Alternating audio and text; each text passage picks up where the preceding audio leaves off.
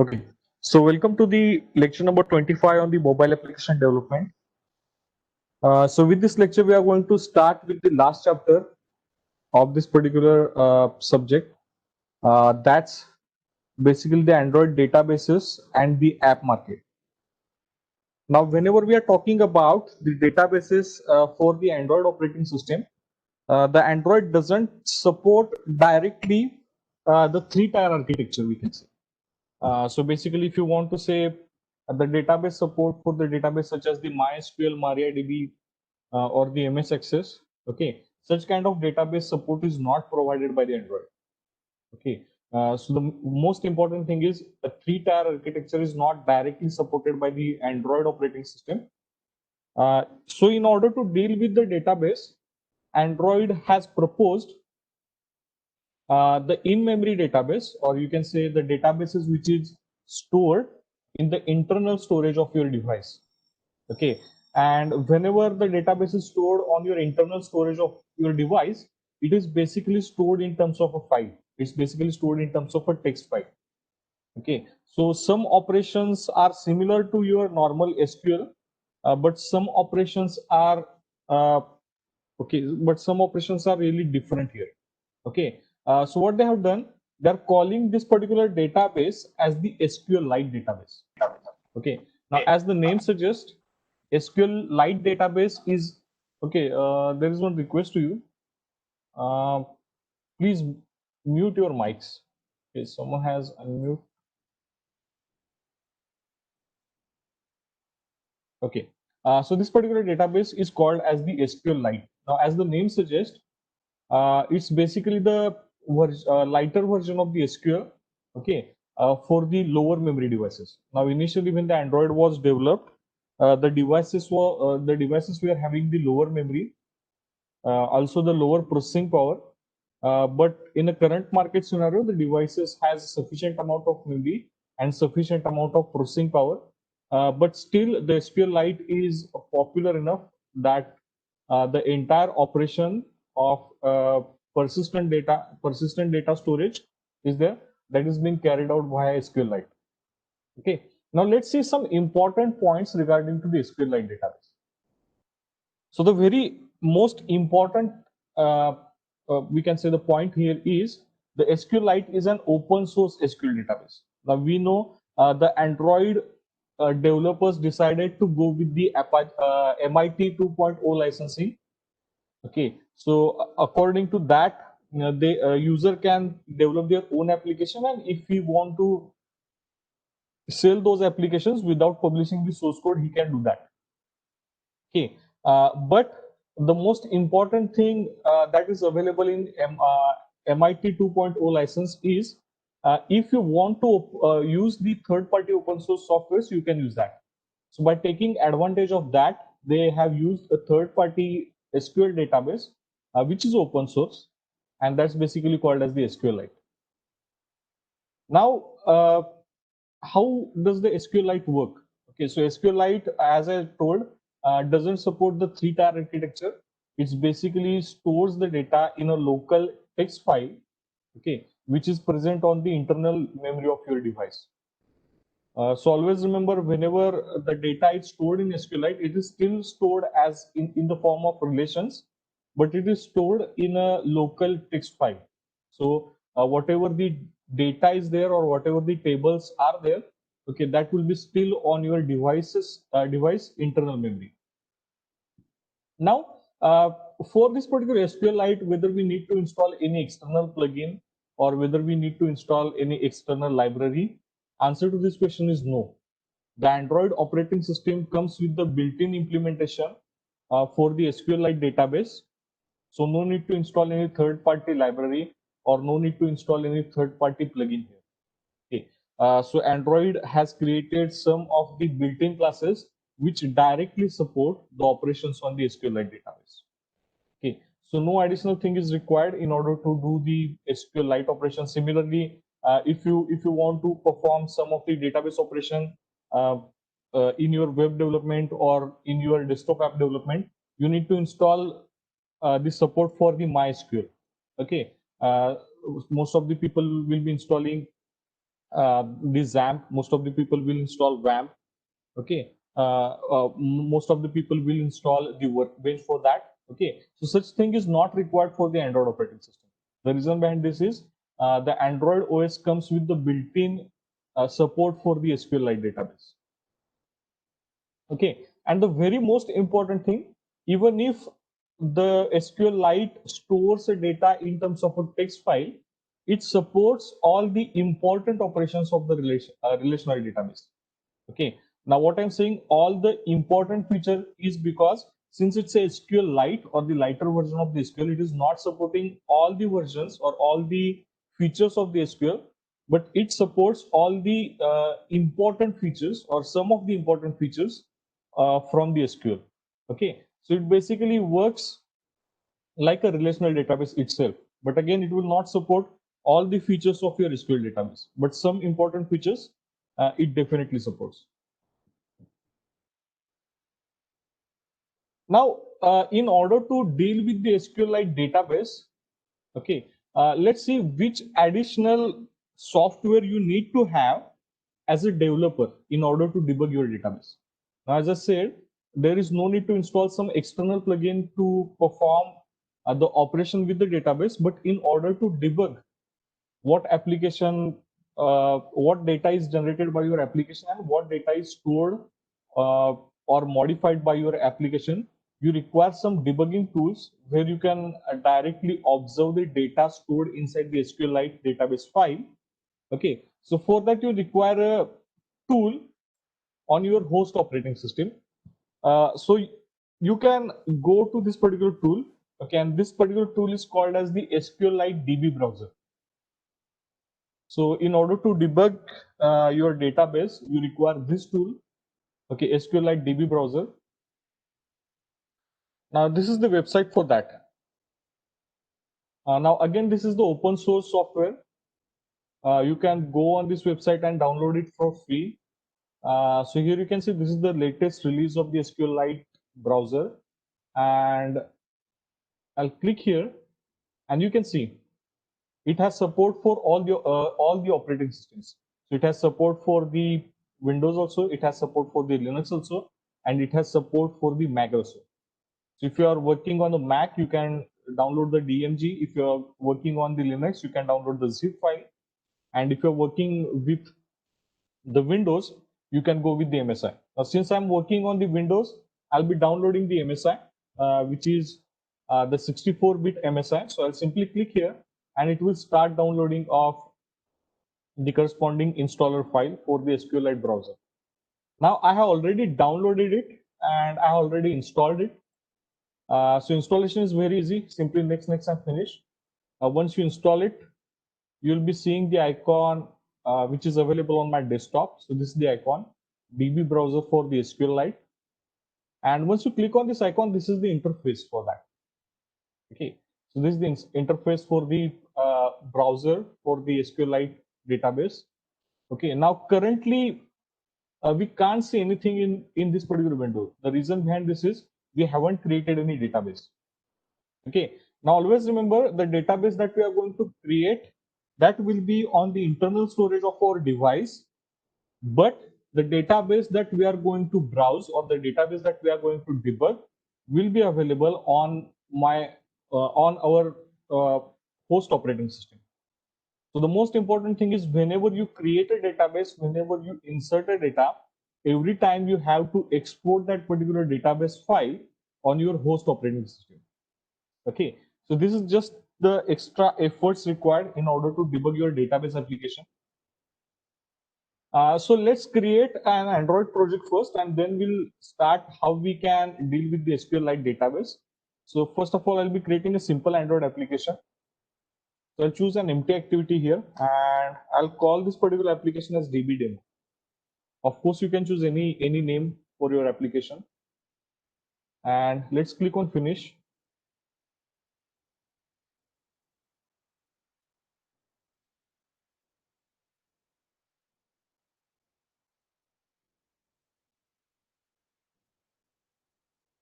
Okay, so the most important thing is before starting with the database related application or SQLite related application, you need to install SQLite DB browser on your host operating system.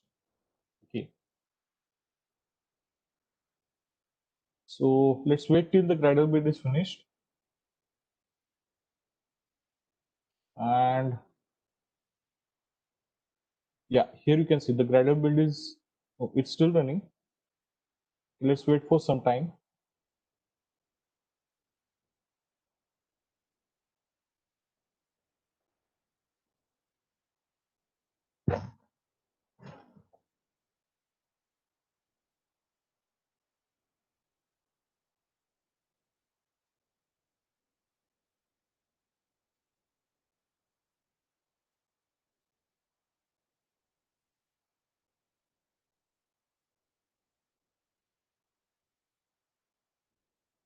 Okay. So as you can see, the Gradle build is finished, and this is the plain app that we are able to see here. And it currently consists of only one activity, that's the main activity. And with the main activity Java file, we have the corresponding layout of the main activity, which is written inside a main activity XML. Now we are actually going to start with the SQLite database operations. So let's see how we can create the database first.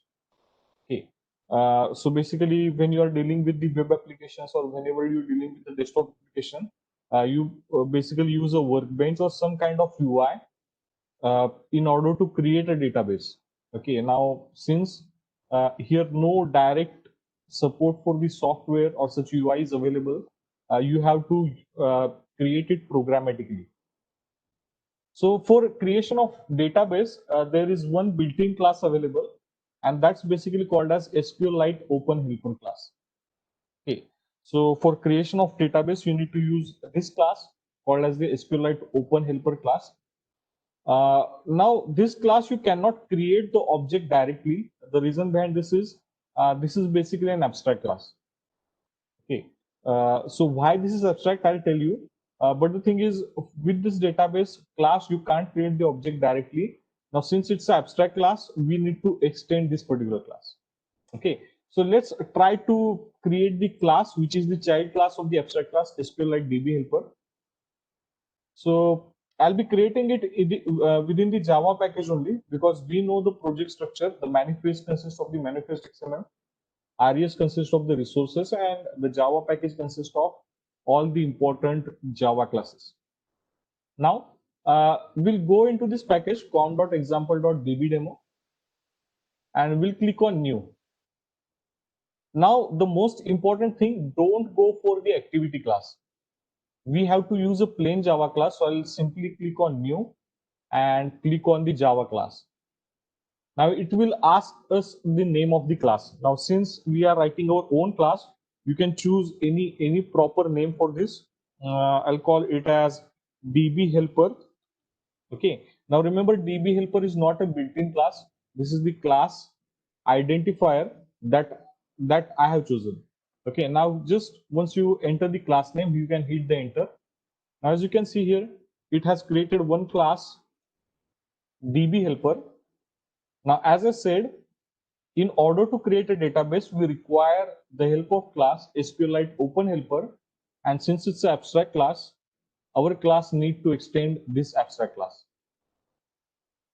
So let's go here and write the statement as whatever the class we have written extends SQLite Open Helper. Okay, so basically you can see here, once you write SQLite, it will give you the suggestion. So no need to remember any name here. You can take the advantages of the IDE facilities. Now, once I write here as public class DB helper extend SQLite Open Helper, you can see it will show me an error. Okay, the reason behind this is, as we already said, this is basically an abstract class, and if you are extending the abstract class, we have to take one action. Okay, either we have to make the current class as abstract, or we have to implement all the abstract method in the parent class. So we'll be implementing all the abstract method in the parent class. Again, no need to remember the abstract method, but let me tell you which are the abstract methods that we have. Okay, so it consists of two abstract methods. The first is called as the on create, and second is called as the on upgrade. Okay, so on create method is basically called only once in the entire life cycle of your application. Now, whenever I say the entire life cycle of your application, it means whenever you install an application, then only the on create method will execute. Okay, and it will not execute again till you uninstall your application. Then there is one more method available that's basically called as the on upgrade. Okay, every time you are performing the upgrade on your application, it will by default execute on upgrade method. Okay, so you'll understand it in a better way when I show you the example. But just remember, on create method is executed only once when you install the application, and every time whenever you are updating your application, uh, the Android OS will by default call on upgrade method on your database.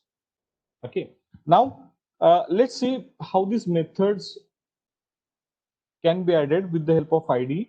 So in this case, no need to write the entire method names. You can simply right click, or you can simply press Alt Enter, and you can click on the implement methods. And as you can see, once I click on the implement methods, it will show me there are two abstract methods available, on create and on upgrade. So in order to make our class as a concrete class, we need to implement all the abstract methods here, even if their body is blank. So we'll choose all the two abstract methods here and we'll click on OK. Okay, now as you can see, the body of these two methods are blank. Okay, but the thing is, the class that we have written is no more abstract. It's basically a concrete class. Okay, now since I am overriding those methods, it has added the annotation @override here. Okay, now after implementing all these methods, or after overriding all these methods, you can see there is one more suggestion. Okay, now in order to see this suggestion, let's press the Alt Enter again, and this time it says we have to create the constructor matching the parent class or matching the super class. Okay, so this is again the most important thing. If you want to create the object of your class, okay, then whatever the necessary parameters are there, you need to pass it to the super class. Then and then your object will be created in a successful way. So once I accept the suggestion, it will show me there are three constructors, which are the overloaded constructors. Okay, let me maximize the screen and you can see. Let me maximize it. Okay, now you can read it. So there are three overloaded constructors. First is the SQLite Open Helper, which takes three parameters. The first parameter is the context. The second parameter is string. Uh, and the third parameter is the cursor factoring. Okay, and the fourth, which is the optional one, which says the version. Okay, then there are two more overloaded constructors. Okay, I'll go with the first one. Okay, because this is the easiest form of constructor I can see. Now, as you can see, once I create the constructor, it has inserted for the code of the constructor by taking these parameters. First is the context. So context is nothing but the reference to the application in which the database has to be created. Then the second parameter tells the name of the database. Okay, so whenever you are going to create a database, okay, you can pass this particular name as a second parameter. Then third is called as the cursor factory. Now cursors are the classes which are required whenever you are going to read the data from the database. So currently we just want to create a database, hence we are not interested in any cursor pointer, we can say. So for this lecture we'll be passing null here. Then the version. Now as I already said, there are the two methods. One is the on create, which will be called only once when you install your fresh application, and every time when you are updating your application, the on upgrade method will execute. Okay, now how the Android operating system will know the database has been upgraded?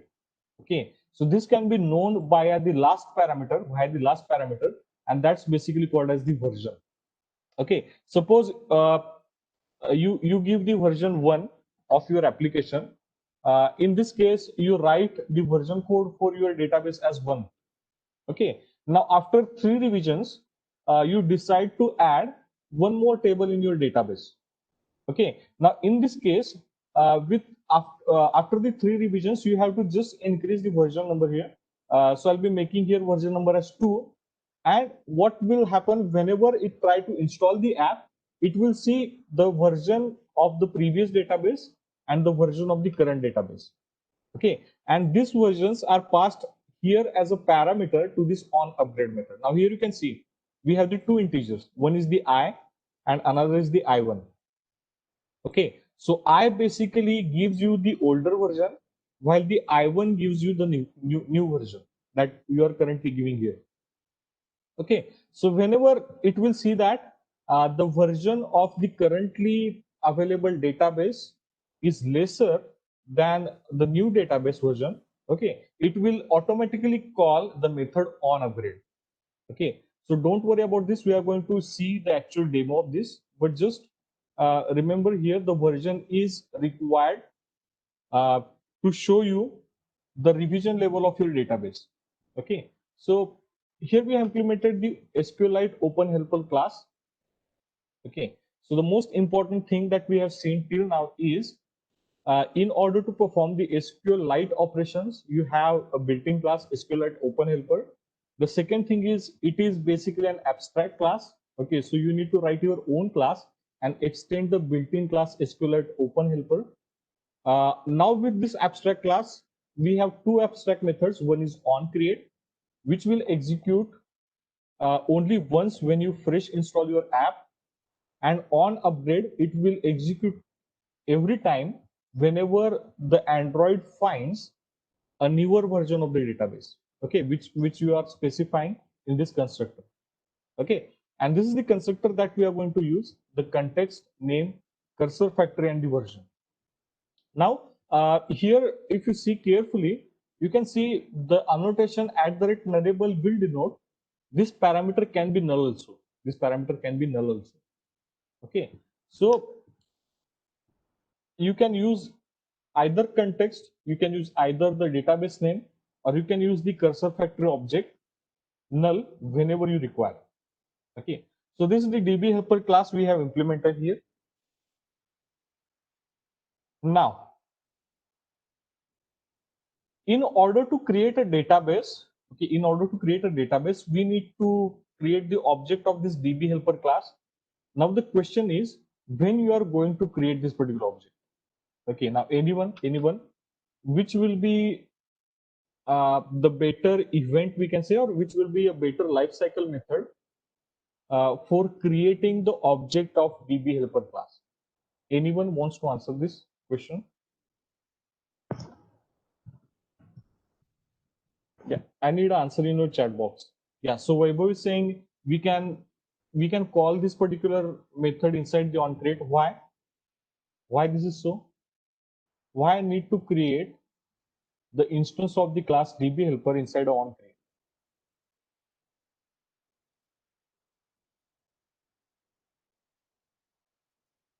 Anyone has answer for this? So answer is right. If I want to create the object of a DB helper class, or if I want to create the database, okay, I'll be choosing, or the most appropriate method for doing that is basically the onCreate. Okay, now the answer for this question is the database has to be created before your application is interactive. Okay, and we know whenever your application is just launched, by default it will call the first method, that's the onCreate. So onCreate method will be called before making your app interactive. Okay, so we can say that it will create a database before any interaction with the user. Okay, so database has to be ready before the user interacts with any of the UI control. on your application. So the most important thing is you can create the object of the DB helper class within the onCreate method. Okay, so that your database will be ready even your application becomes visible, before even your application becomes visible. So let's create the object of this. So the class that we have created is a DB helper, and we'll call the reference as DB helper only, or let's choose another name for that. So I'll simply call it as a helper. So DB helper is equal to, and now I need to call the constructor. So new DB helper, and as you can see, it takes 4 parameters. First is the context. So we require a database to be created in the current application. So I'll simply write here it as get application context. Or if you can't remember this method, I have shown you the easiest way is simply the name of the current activity and this instance of this. So I can say main activity dot this. So you can use any way. So you can use either get application context, or you can pass the reference of the current activity. So I'll use main activity dot this. Then the name of the database. Okay. Now let's say we are going to create a database called as a college. Okay. In that we want to create one table. Okay. For current example, that's a student. Okay. So the name of the database that we want to create is basically a college. Okay. Then as we already said, here we are going to see the example of how to create a database. So cursor factory is not useful for us. So I can simply pass this parameter as null.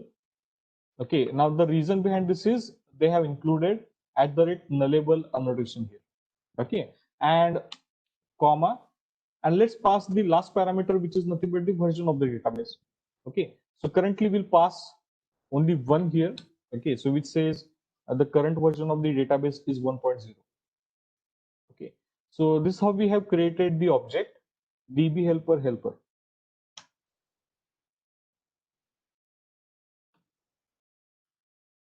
So yeah, so let me check here one spelling mistake.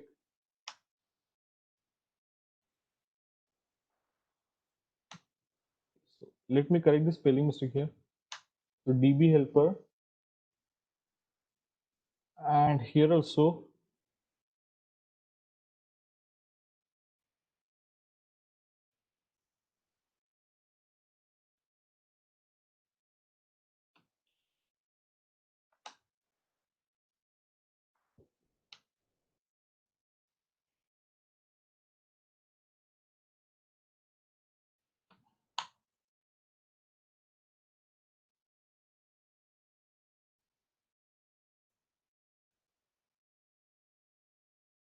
okay, so let me choose some other name,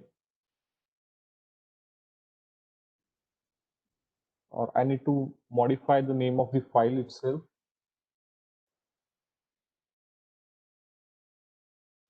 So I'll go here and I'll click on the refactor just to modify the name of the class. The reason behind this is uh, if I'm writing a public class, then the name of the class and name of the file should be the same. So I'll modify the name of the file as a DB helper. Now you can see there is no issue. So yeah, so let's try to modify the name here also. So let me write here it as DB helper is equal to new DB helper main activity dot this name of the database null and the version as 1. Now this is the helper object that we have created. Now if I want to create the database, I have to execute one more method on this DB helper object, and that is called as helper dot.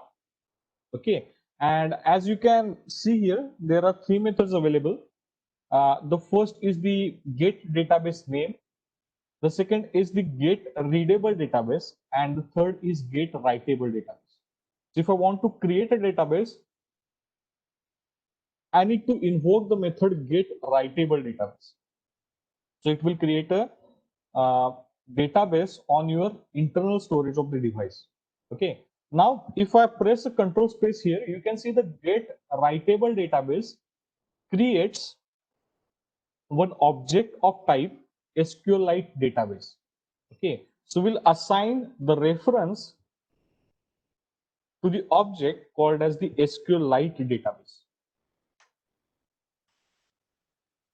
So let's call it as SQLite database DB is equal to helper dot get writable database. Okay, now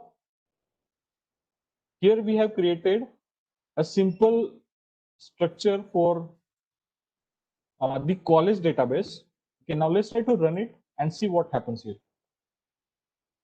Let me open the device preview, minimize it, and I'll click on the SCR CPY, which will show us the device preview.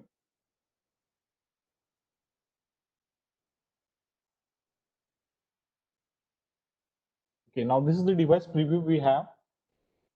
And once we'll execute our app, we can see our app will be launched. Okay, and then we'll see where we can find our database on the internal storage.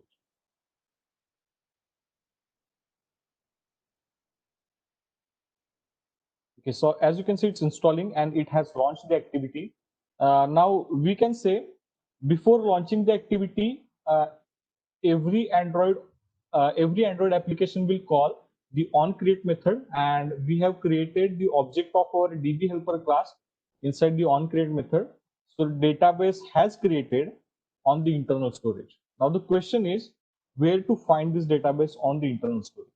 Okay, so if you are using the Android Studio, on the bottom right corner, you will see one window here, and that's basically called as the device file explorer. Okay, I don't know whether you are able to see here or not, but the position is bottom right corner. Okay, so this is called as the device file explorer. Okay, now once I click that, you can see the internal storage of your device will be visible in this window. Now currently you can see this is the Moto G5s Plus, okay, which is using the Android 8.1.0 with API of 727, and these are the files available on the internal storage. As you can see, there are lots of directories present on my database. So the question is, on my internal storage. So the question is where the database is available. Okay, so always remember, whenever a database is created in form of the SQLite, it's always available inside your root directory, inside the root directory of your device. Okay, and the name of the directory which is available on the root directory is the data. Currently you can see this is the root directory of my device, and if I go alphabetically here, okay, you can see here is one directory that's called as a data. Okay, so if I click on this data directory, you can see three more directories will be available. So app, data, and local. So I'll expand this second directory, and here you can see the name of all applications. Okay, the name of all applications which are installed on my device and which are internally using the SQLite database. Okay, so there are two data directories. One is available directly inside a root, and within that directory there is one more directory with the name data.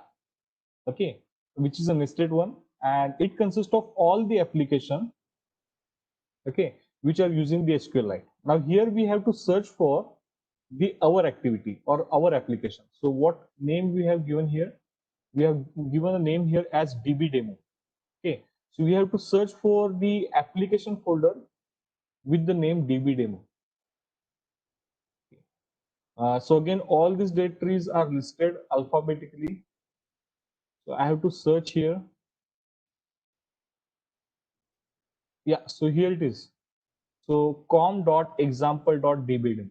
This is the directory that our application has created. So simply expand this directory. Okay, now once you expand this directory, here you will see three folders. One is the cache, another is the code underscore cache, and the third is the database. Okay, now the directory that we are interested in is a database directory. So let's expand this directory again, and here you can see once I expand the database directory, we have two files. One is the college and another is college-journal. Okay, so can anybody tell me what these two files denote? So we have created a database with college. Okay, we have created a database with the name college. Okay, so the thing is, it has created two files here. One is the college and another is college_college-journal. Anybody wants to answer this? Why there are two files, college and college-journal? Anybody wants to answer this inside a chat box? Okay. Uh, so whenever you have studied the Linux operating system, you might have studied that Linux is a journaled Linux file system is a journaled file system. Okay. So anybody wants to answer that? What do you mean by journaled file system, or what do you mean by journal for any file system, or with respect to the data storage?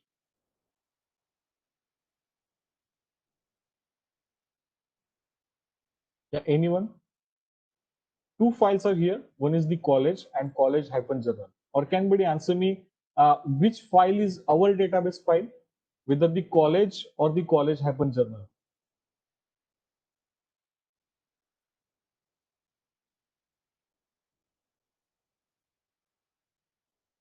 Yeah, so college is the database file. So again, the question is, what do you mean by then college-journal?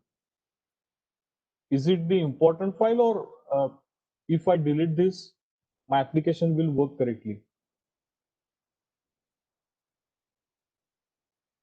The answer is correct. The college is a database file.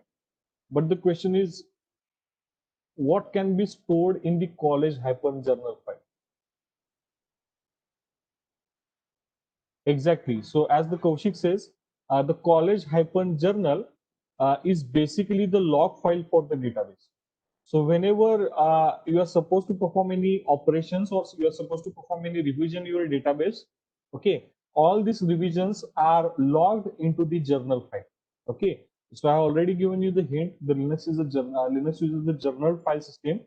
So whenever you perform any changes on your hard disk or your internal storage, they are returned to the journal first, and then after looking into the journal, the changes will be performed on your internal storage. So the thing is, whenever you performing any revision in your database, it is returned to the journal first, and then it will be actually performed to the college, or it will perform to the college database. So here is our database that we have. Okay. Now the question is, here we can see only a file. Okay, with the name college. Okay. Now how to see what this particular database file will actually contain? Okay. Now the answer is very simple. You have to export this database file and save it on your host operating system. So I'll be simply saving it on a desktop, and we'll click on OK, and I'll minimize it, and you can see there is a database file available, which is the SQLite database file with the name college. Okay, now I'll simply open the SQLite browser here.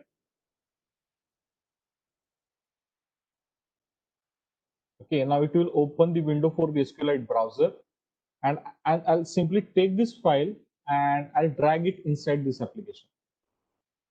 Okay, now currently you can see the database structure consists of only one table, and that's basically the metadata table, okay, which is we are not interested in. Okay, browse data will not show any of the data because we have just created a database. We haven't created any single table here. Okay, so let's try to create a table first. Okay, and then we'll try to understand how to use the SQLite database browser. Okay, so here you can see the database helper class object we have created, and for this object we have taken the reference of database, which is a writable reference. Okay, so this is a write only reference we have, and by using this reference I can create a table. So I can say db dot. Okay, now in order to create a table, so let me show you the PPT first. Okay, so these are the three important methods which I forgot to show you. First is the on create. This is the abstract one. On upgrade. This is again the abstract one. Okay. Then if you want to close the connection with the database, then the close method is used. Okay, now if two objects are trying to close the connection simultaneously, okay, the chance should be given to the one object. So that's why you can see the close method is synchronized here. Okay, then the SQLite database class, as we can see here, we have created the object of the database class with the name DB, and it has these important methods. Okay, one is the exec SQL, which takes a string, which is basically the SQL query. So if you want to create a table, or if you want to create a simply select query, you can use a method exec SQL. Now, if you want to insert some data, it basically uses one method inside, and that's basically called as the insert. Okay, if you want to update, the method is update. Okay, and if you want to read the data one by one by using a cursor, you can simply make use of the method query. Okay, again, all these methods we are going to see. Just first we'll see how to create the database table. So I'll use the database class db dot exec SQL, and we'll write our query here. So what we said, we'll be having a table with the name student. So I'll call create table student. Okay, now here we'll use a roll number as a primary key. So I'll simply write roll. Now how to write it? So simply the word is primary key. The keyword is primary key. Now don't write underscore here. Okay, and this will be an integer. So I'll write the whole word integer.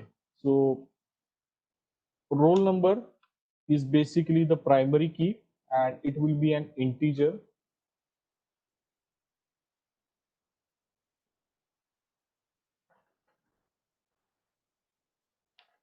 Then we have so let's say roll number. Then the next parameter, next column we can create is a name. So we'll create the field with name, and the data type for that will be a text. And next we have the marks, and the data type for this will be double. Okay. So what's wrong with this?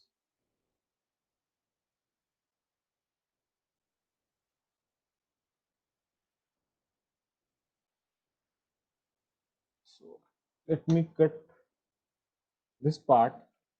Let me write here. So roll number integer, and this is going to be a primary key. Name, which is of type text, and marks of type double. So I'll simply use db dot exec SQL. Okay. Now once I call the method exec SQL, it will try to create the table here. But the just important thing is we need to uninstall the previous app and install the new app. Okay, so now you can see it has created the table, but we have to confirm it by looking into the SQLite database browser. Okay, now just you have to go here and right click on the databases directory and click on the synchronize. So it will reload all the files. Okay, now once I click on the synchronize, we'll again export this to the desktop, and we'll look it into the database browser. So let's minimize this, open the SQLite DB browser, and let's drag and drop this file here. Okay, now this time you can see it shows the table count as 2. The first table is the metadata table that we had previously, and the current table that we have created with the name student. Okay, now if I expand this table, you can see there are 3 columns available inside the student table, which are basically the roll number, name, and the marks. So roll number is integer, name is text, and marks is basically the double.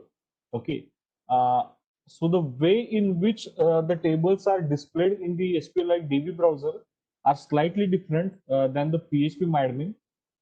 Okay, so from here you can create the index as well on any of the table, and from here you can actually look into the table structure of that. So currently you can see the table that's by default available is Android underscore metadata, and I need to choose the student table.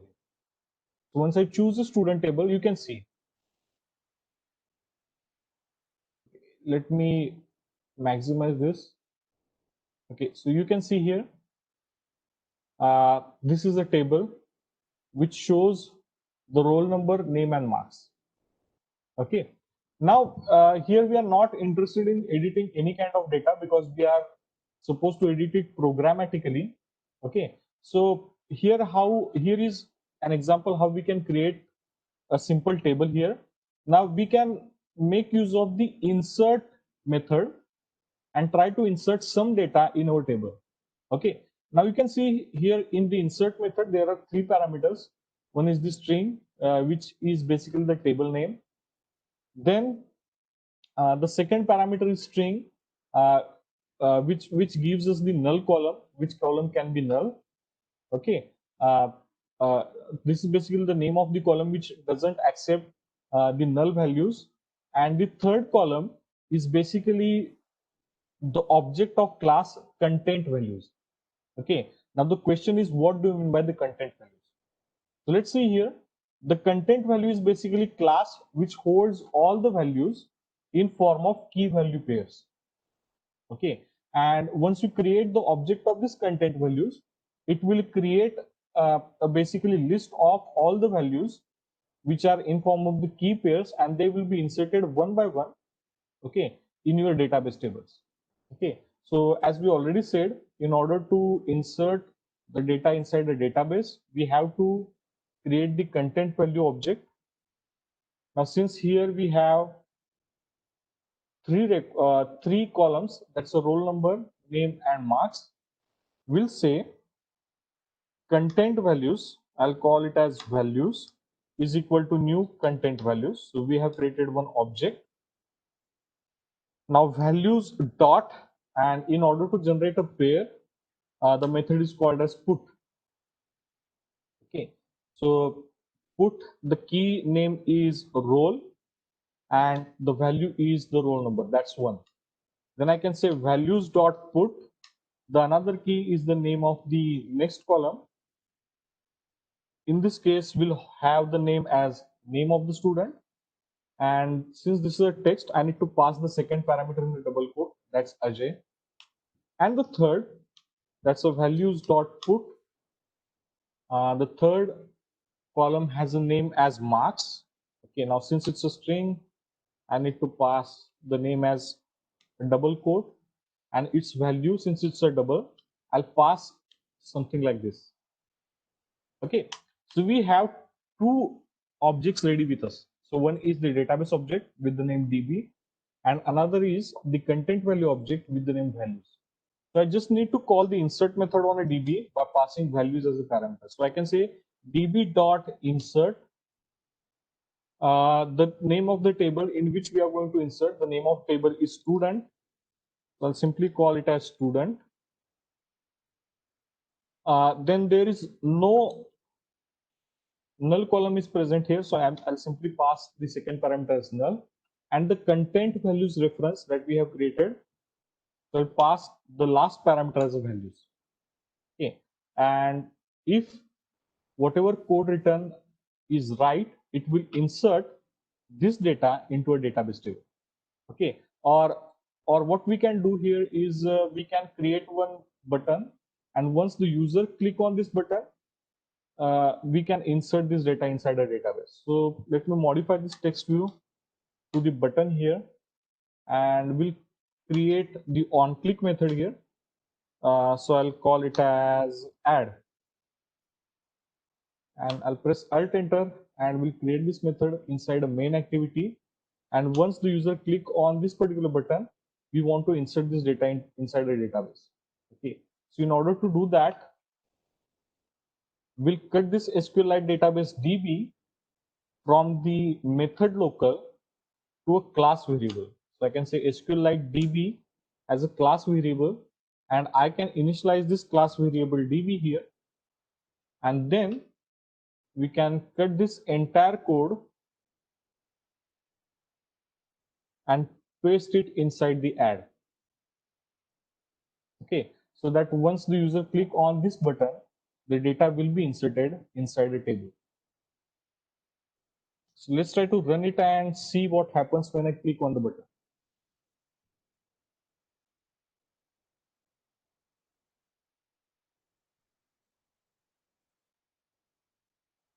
Check here.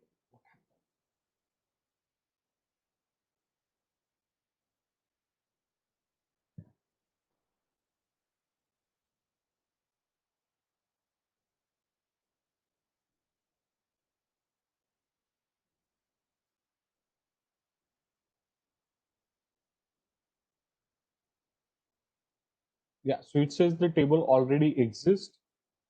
Okay, so I'll simply put a comment here and let's try to compile it.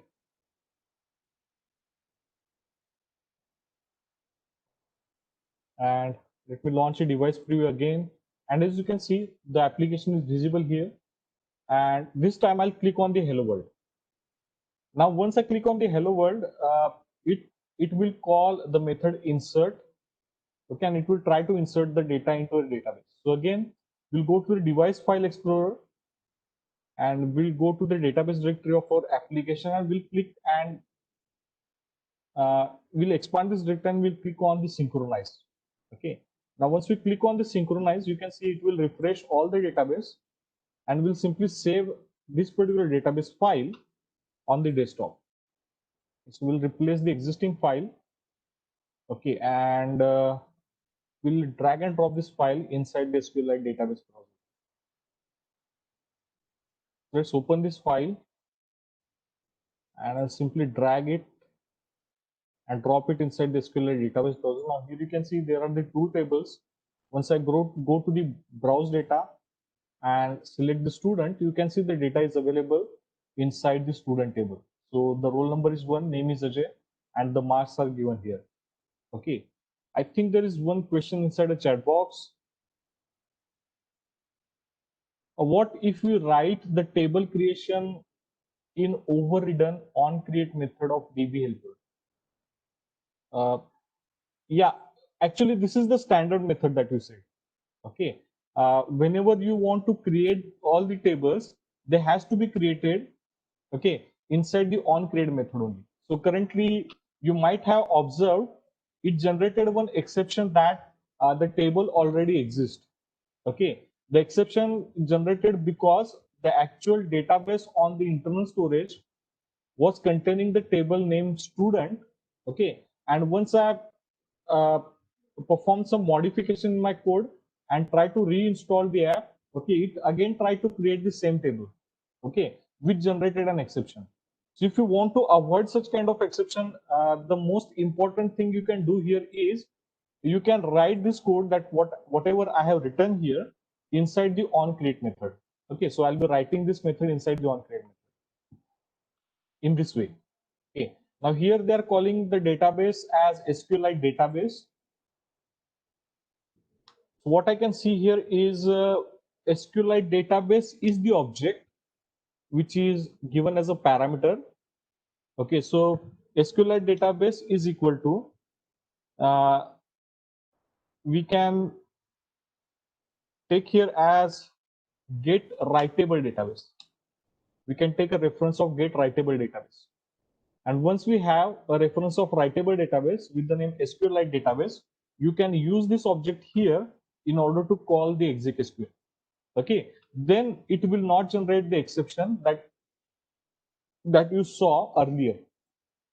Okay, Kaushik, whatever you told, that's actually the standard method. But for the sake of example, I have created it here. But the actual way or the standard way of creating a database table is inside the onCreate method. Okay, so I think that's it for today's lecture. We have just started with the SQLite database and we have seen some of the important classes for the SQLite database handling. Okay, in the next lecture, we are going to see the structure of the SQLite Open Helper class in detail, and we are going to perform the coding, which is kind of similar to the ORM, that's object relational mapping. So if you want to insert the data of the student inside a student table, rather than taking the fields hard coded, we'll be creating a separate class which matches with the corresponding table inside a database. And then how we can perform the mapping between the class and the tables, that we are actually going to see in the next lecture.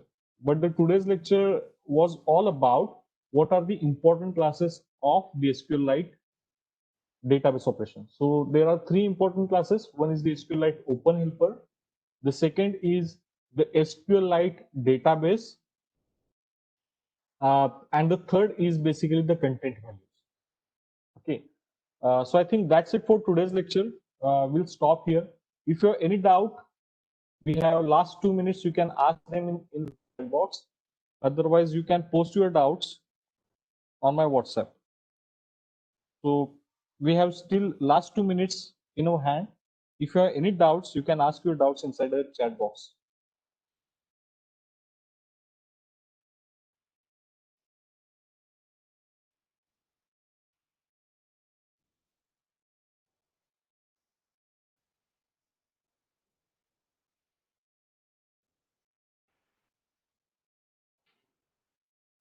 Okay, app directory of the file.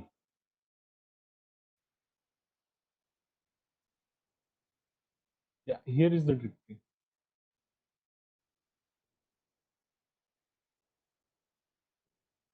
Okay, I'll be uploading the recordings on the YouTube. Okay, it will take some time.